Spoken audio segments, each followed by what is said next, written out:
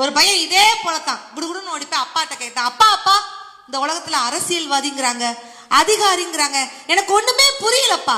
அப்பா சொல்றாரு, டேய் நான் தாண்டா அரசியல்வாதி, உங்க அம்மா தாண்டா அதிகாரி, நம்ம வீட்டுல வேலை பார்க்காங்கல்லடா அவங்க தாண்டா தொழிலாளர் வர்க்கம், நீ தாண்டா இளைய சமுதாயம், உனக்கு எடுத்து இருக்கல தங்கச்சி பாப்பா அதுதாண்டா இந்தியாவின் எதிர்காலம் அப்படிங்கிறாரு. பையனுக்கு ஒண்ணுமே புரியல. அப்பா என்னமோ சொன்னாருன்னு சொல்லிட்டு குப்பரப்படுத்து தூங்கிட்டான். நைட் நல்லா தூங்கிட்டு இருக்கான். நைட் 2 மணிக்கு விரீர்னு தங்கச்சி பாப்பா அழுதுச்சு.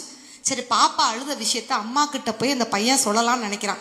அம்மா அசந்து படுத்து தூங்கிட்டு இருக்காங்க. பெண்களுக்கு அவ்வளவு வேலை இருக்கும்ல, அசந்து டயர்டாகி தூங்கிட்டு இருக்கிறாங்க. சரி பாப்பா அழுத விஷயத்த அப்பா கிட்ட போய் சொல்லலாம்னு பார்த்தா அப்பா அந்த நேரம் பார்த்து வேலைக்காரியை ஜொரண்டிட்டு இருக்காரு. சரி எங்கிட்டு சொல்லன்னு தெரியாம அங்கிட்டு ஓடி இங்கிட்டு ஓடி குப்பரப்படுத்து தூங்கிட்டான். காலையில எந்திரிச்சான், குடுகுடுன்னு அப்பாட்ட ஓடினா, அப்பா அப்பா நேத்து நீங்க ஒரு விஷயம் சொன்னீங்கல்ல எனக்கு நல்லா புரிஞ்சிருச்சுப்பா அப்படின்னா. டே என்னடா புரிஞ்சிச்சு அப்படிங்கிறாரு அப்பா. பையன் தெளிவா சொல்றான், அப்பா இந்தியாவின் எதிர்காலம் அழுது கொண்டிருக்கிறது, இந்தியாவின் எதிர்காலம் அழுது கொண்டிருக்கிறது, அதிகாரிகள் உறங்கிக் கொண்டிருக்கிறார்கள், அரசியல்வாதிகள் தொழிலாளர் வர்க்கத்தை சுரண்டி கொண்டிருக்கிறார்கள், இதை எங்கே சொல்வது என்று தெரியாமல் ஒரு இளைய சமுதாயம் அங்கும் இங்குமாக ஆடி ஓடி ஓய்ந்து உறங்கி விட்டது அப்படின்ட்டு சொன்னான்.